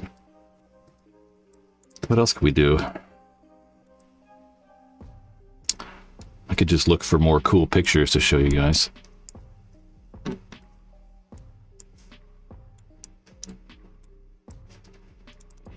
I think the JRAB one's probably the best. It's pretty cool. Yeah, it is kind of weird. You know, well, let's talk about... Should we talk about Dan... should we talk about Dave Youngblood? Any word when MLPB is going to add the MAG movies to streaming? What's MAG? Oh, Monkey with a Gun. No. I don't know. I'm not 100%. They will be for sure, but I'm not sure when. Probably fairly soon, you know, because that's one of the things we're going to be working on. That's one of the things that these videos are kind of about. But I just find it odd. We'll talk about Youngblood real quick. I find it odd that, like, we don't want to talk about Dave Youngblood as much as the community, as a community. Like, it's never really, like, you know, I don't know. It's never really come up in the way that Dan Bilzerian has. And, you know, one of the reasons I kind of feel that way is because, or think that, or no, one of the reasons I kind of think that that's happened is that they're just such different topics, right? It's like Dave Youngblood actually did something, you know, allegedly, and it's much more difficult to, like, deal with things that actually happened. You know, like, something actually happened, and Dan Bilzerian didn't actually do anything, you know, like, he said a bunch of crazy stuff, but he didn't, like, do anything. It's not like he, like, killed a Jewish guy, you know, he's just, like, says a bunch of stuff.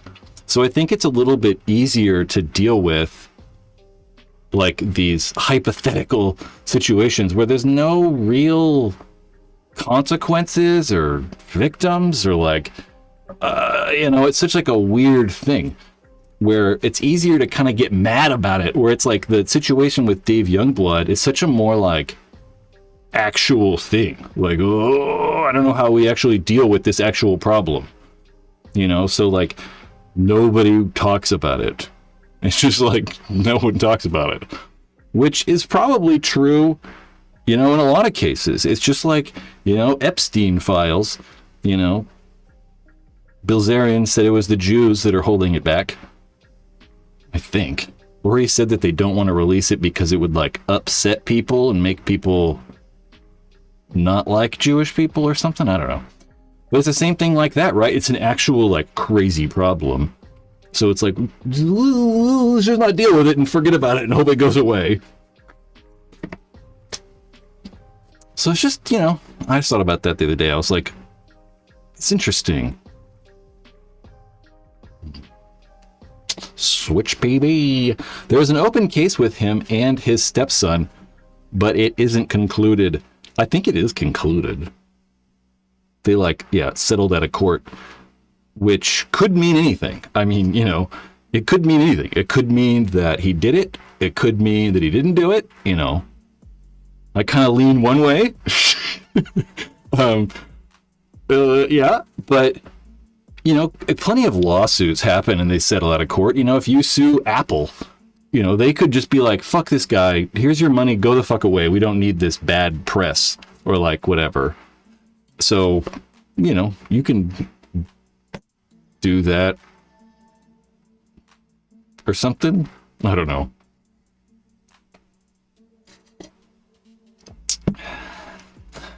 It's exciting times, guys. It's an exciting time to be alive. Yeah, it's also very weird.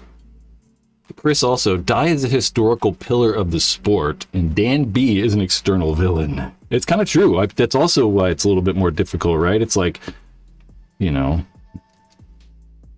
got Dai teams and Dai selling all kinds of stuff. So it is definitely a little bit more interesting situation. What do you guys think Bob Long is doing right now? I heard rumors that he's making crossbows. I don't know. I know that Bob was doing, because Bob Long, like originally back in the day, before paintball, I don't know if he was a professional hunter or something like that, like archery. He was definitely big into hunting. But I'm not sure. Yeah, before paintball, he was into archery. And then I think when he got out of paintball, like when he sold when he sold the company, he was going to get back into it, but I'm not quite sure. EP, Eric, says he was in the hospital. That's no good. Bob's a good dude. He seems like I've never talked to him. I don't think so. He seems like a very trustworthy stand-up dude. I know he had eczema, which I don't know if you go to the hospital for eczema or not. I don't think so. Saw Dai made a strap for the ProFlex. Are they releasing the GSR? I think they're releasing the GSR goggle strap for other masks. Is that what's happening?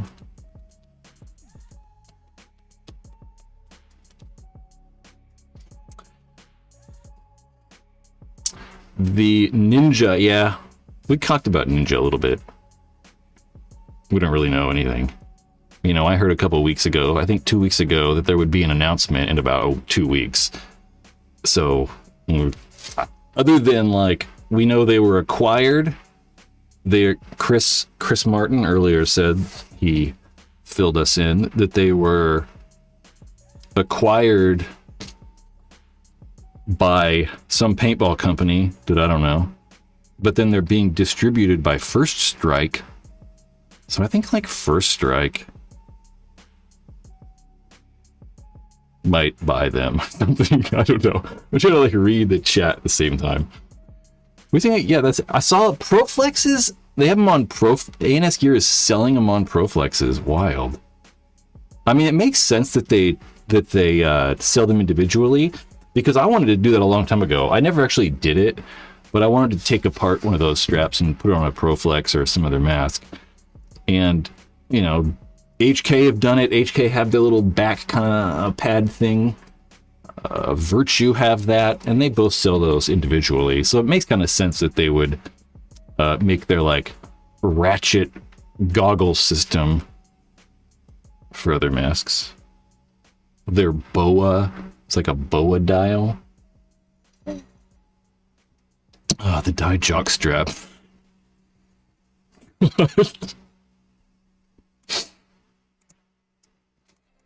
Yep. So it's just, weird things going on out there. Got a terrible idea for a new league. MagFed X-Ball. You know what? I don't know if that's a bad idea. I don't know if it's a bad idea, because when you listen to people that are not inside paintball, most of them think it's stupid looking. It's kind of lame. Paintball's not very cool. We definitely don't have ooh, that's kind of cool, or a neat sport. It's not surfing. It's not skateboarding. It's not curling. It's none of this cool sports. So I don't know, maybe, plenty of people think it's stupid that we shoot so much paint. I think it's stupid that we waste so much paint. And going to MagFed, honestly, it's probably going to be more appealing to just rando dude. You get 1,000 dudes together. More of them are probably going to like that MagFed stuff than this airball, speedball stuff we're currently doing. I'm actually positive that more people would think MagFed is cooler than whatever form of paintball most of us are playing. I am positive. Ooh, Affliction?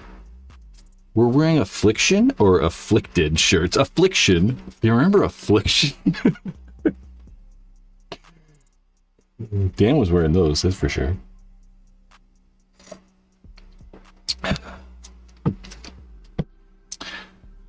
Yeah, I do just think that, you know, yeah, most people from the outside just think paintball's the stupidest thing ever. Didn't GI do a MagFed league? I don't know. I don't think so. I mean, there's probably been, like, MagFed leagues and stuff. There's just so few people that play MagFed, you know, that it's just difficult. You know, you gotta get the people.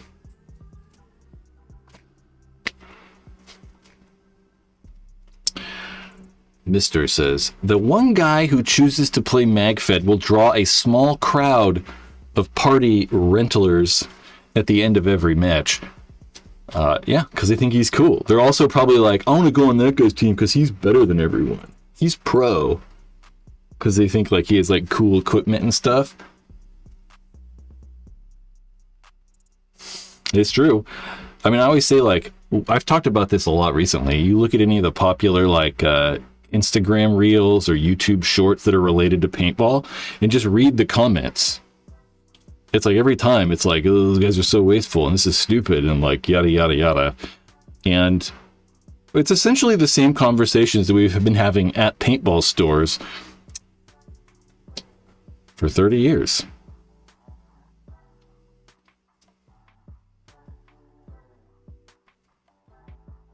Why are pump guns still expensive? Oh, Switch PB, he kind of answered that for you. They're just not, yeah, they just don't make a lot of them. I mean, you can get cheaper pump guns. Sorta. I mean, not really so much anymore. But I mean, when a Zodin was like cranking them out, you could get, you know, a pump gun for $200. And now it's just it's a smaller market. I feel that like pump kind of goes in waves, right? It kind of comes and goes, and in a few years again it'll probably be popular, and then maybe we'll see more pump guns. But I think that the main reason for sure is they're just not making them enough. There's just not a lot of them, so they're not able to sell a ton. And the companies that are making them are making high-end ones, because that's really the only way you're going to get that money back, right? If you're selling a $1,200 pump gun, you probably make like, you know, $500 or something like that. If you sell a $180 pump gun, you know, you probably make like $25 or something. So they kind of have to sell those high-end ones. Cheat says, as an occasional MagFed player, I can confirm I'm cool with the rentals. Of course. For sure, dude. Yeah. I've always said we should have like some sort of cool MagFed league. I know it's been talked about. It's for sure been talked about. But I don't even like, I don't know though. We still run into the problem is it's hard to watch. You know, I was like, what I would really like to see is some sort of CQB tournament, right? Where it's like, you know, we're 5 guys on 5 and we're like playing in these corridors and we got different rooms and stuff, and that would be fun. But you're never going to be able to film it. It's never going to be watchable. I mean, it's just it's the same problem with paintball right now. So it's still not going to be like super visually appealing. Yup. Found it. Tipman Tactical Games. The Tipman Tactical Games. It was 2v2 MagFed, really? All right. I've never even freaking heard of it. Tipman Tactical Games. Well, 2,000 people have watched it in 6 years. Season 2. I'm just skipping around through this. Huh.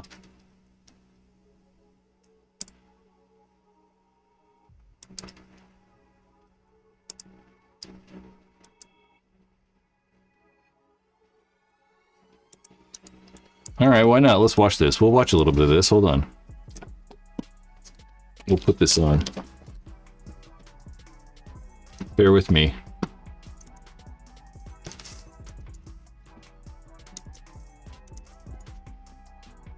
new keyboard. I don't know how to use this new keyboard.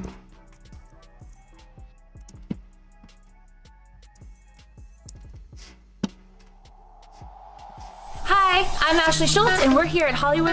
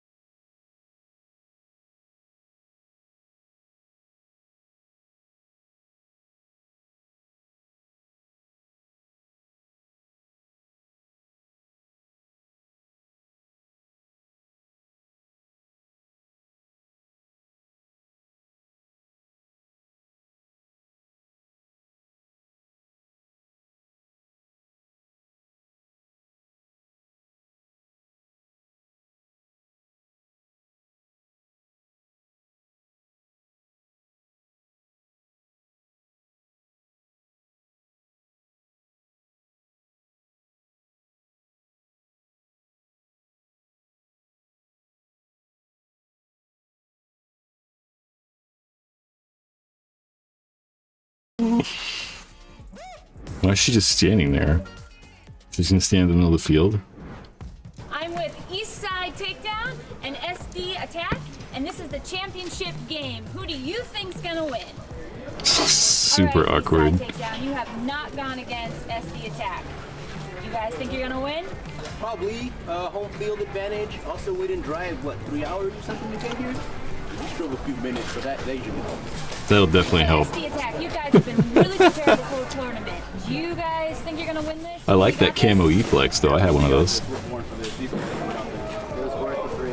I like the guy's. He has like this comms thing. Strategy. Okay.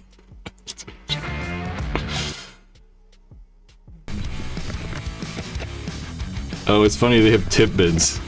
He's got a TP, or not a TPX. He's got a freaking. What am I looking? What the hell is that thing? A TMC. Oh, pistols. Well, this is interesting, but this is probably not the. Like. I don't know. You know. I don't know. You know. I still think new players think Magved's cool. I don't know if that's the way to do it, but you know. Could we get a hotter announcer chick? Dude, I could do a better job than this. They could pay me to do it. The greatest. I like the idea, though. Adrenaline? We're talking about you earlier. I still have those freaking inserts. I forgot I have those inserts. I'm going to give away those inserts next week.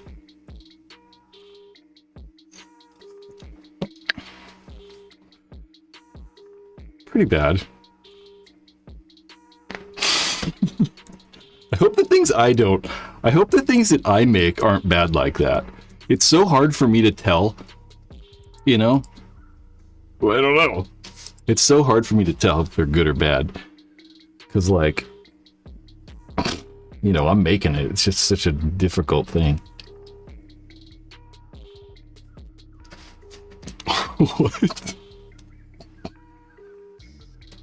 Yeah, it probably is fun. Yeah, exactly. That's why I'm saying, like, MagFed's probably, like, the cool thing. They are sold out. I get big offers. You should sell them. I don't want to sell them. I don't like just selling stuff people give me, though. Nope, we're going to give away. Maybe I'll do a giveaway with a barrel. I'll get a barrel maybe to do.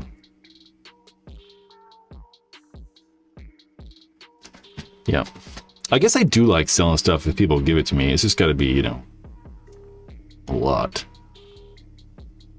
They're sold out. Yeah, it's so weird. I have never gotten paint to fit in the inserts. I still remember I tried to do like a velocity test with the adrenaline SAS inserts, and the whole theory behind them, they're in a closet.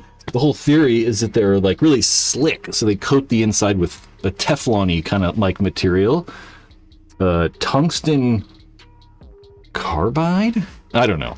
some sort of slick material, and it's less friction than just polished aluminum. So you can, in theory,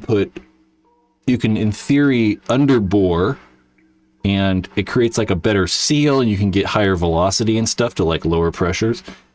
But I've never gotten like paint to actually fit. I like all the paint I've gotten is so small that I can't underbore. And then we were wondering if the inserts were wrong, and it's like, no, I got calipers, and I was like testing all the sizes on the inserts, and I'm like, no, they're all right. The paint's just so goddamn small.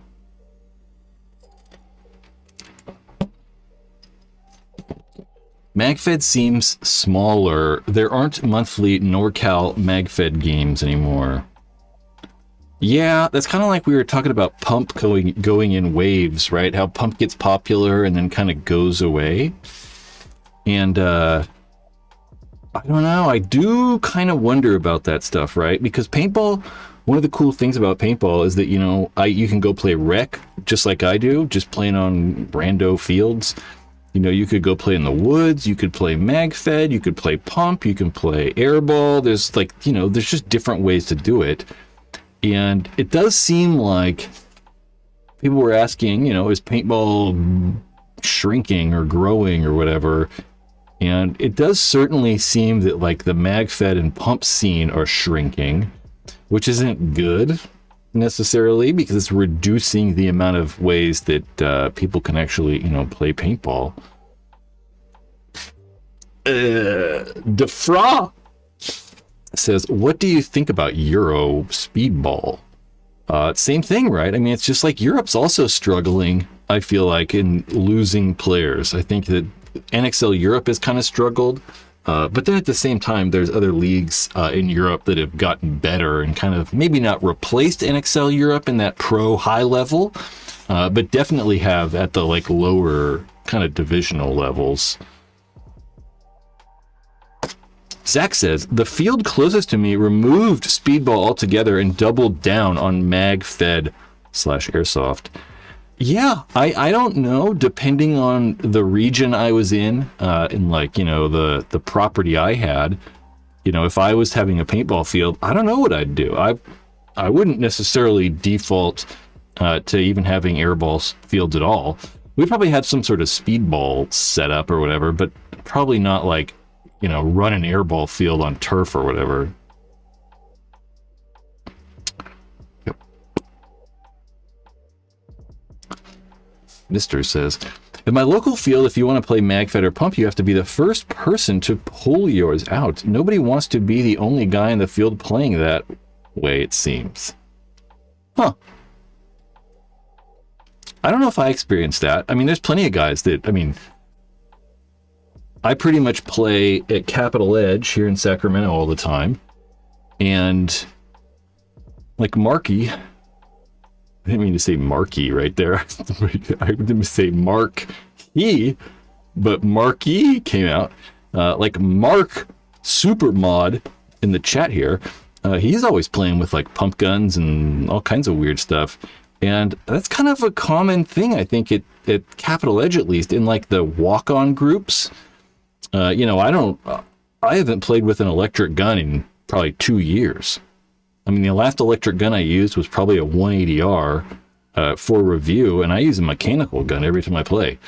And most players do in that advanced group. It's kind of uncommon, actually, to have guys with electric guns. Most people have, like, cockers or pump guns or something weird. Yeah. Times are changing. Switch PB says airball bunkers are expensive, and you are right. It's like $8,000 for a brand new field. A lot of the times you can get them for like $5,000 though, which is still a lot of money, you know, for bunkers that are going to go bad. But you can get them for like $5,000 after the paintball tournaments. And there are different levels of those sup air bunkers, or soup air, I should say. Soup air, I think the pro level is going to be the highest, and depending on how you take care of them, I mean, you might need to replace them every, 18 months or so. And if you're going to replace bunkers every year, like a whole bunker set every year, it's going to get kind of expensive. You know, some people are folding the bunkers up and putting them in containers and then taking them back out every time, and they'll last longer that way. Or a lot of fields just leave them on the airball field. They don't even, you know, move them. And that's when they're getting a little weird. Why does nobody make headbands with impact protection, like a layer of memory foam or D3O?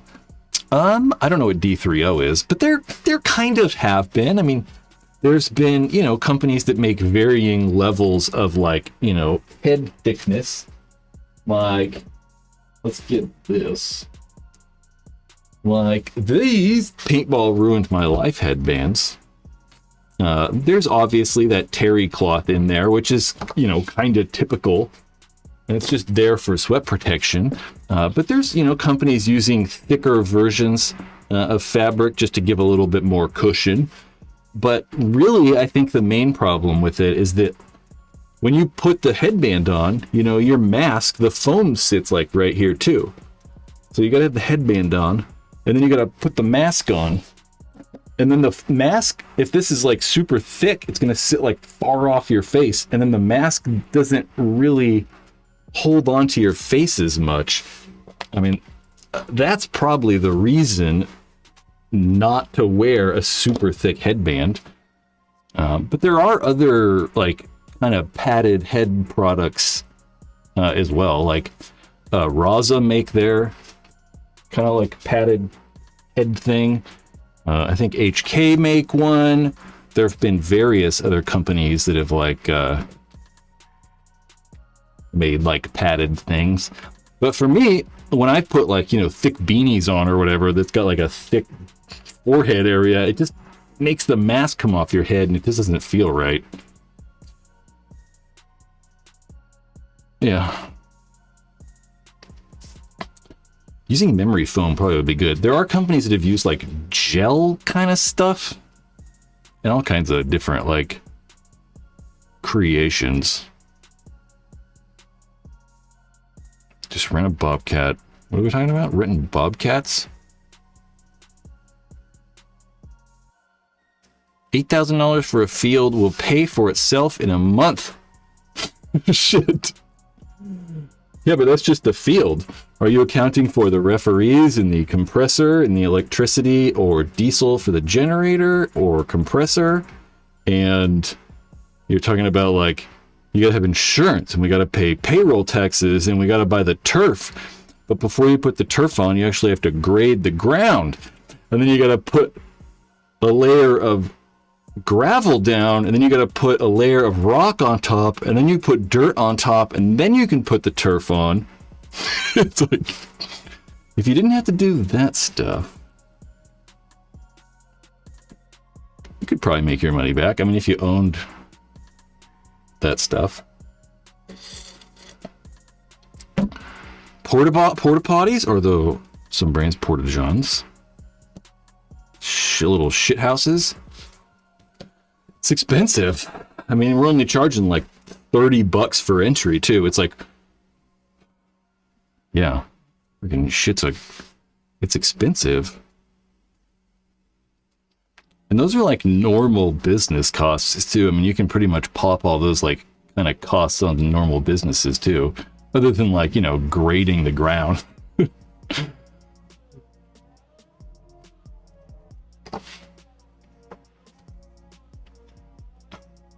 Yeah. Most of all the tournament players also want like deals. Everyone wants like to play for free and like, you know, free paint, and like no one wants to pay for anything, so it's always difficult. My opinions on MacDev.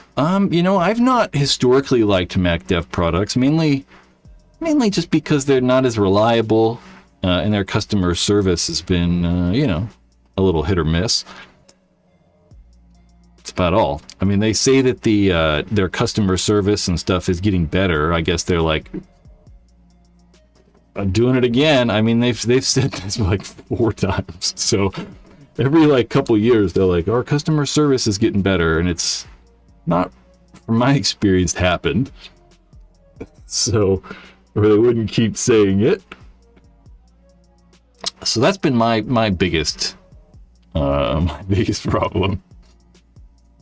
Like, I've got somewhere around here a MacDev mechanical frame for an XDR, and it's never worked. I got it brand new, it just didn't work. It's actually mailed to me for review. Okay. Do we have big tariffs on Australia? I don't know, probably. I don't know. Who knows what's happening with the tariffs anymore? I don't. We've moved on to Dan Bilzerian. Costs money to make money. Yep. I still remember that on my like first day of owning the paintball store. The sales rep was like, you gotta spend money to make money. But I have a feeling he was just trying to get me to buy stuff. All right, I'm getting out of here. I don't know. Pride of Armenia. No, he's the... What'd I say earlier? Damn. The final boss of male insecurity. Did you know that Dan threw a porn star off a roof and broke her ankle? I forgot completely about that, but it's coming back to me slightly.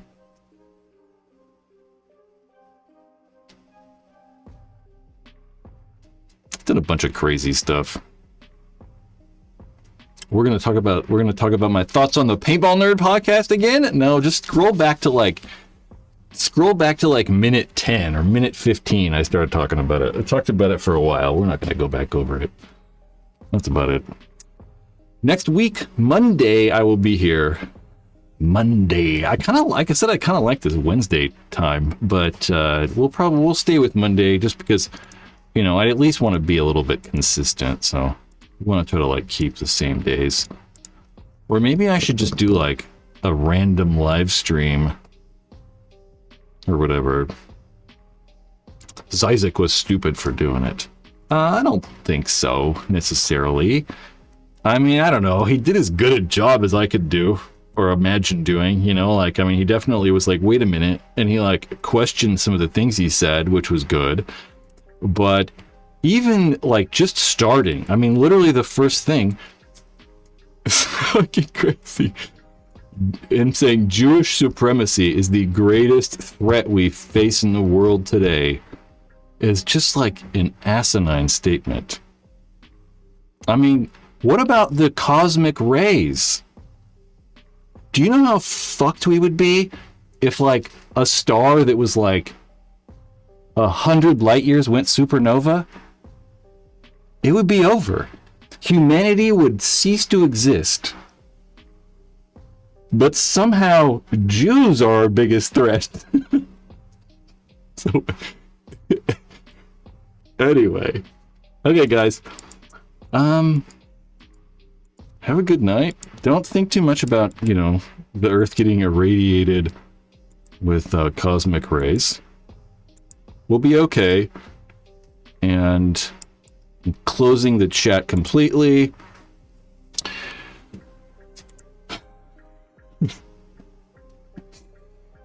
Guys, come back Monday. We're gonna hit this button, 7 p.m.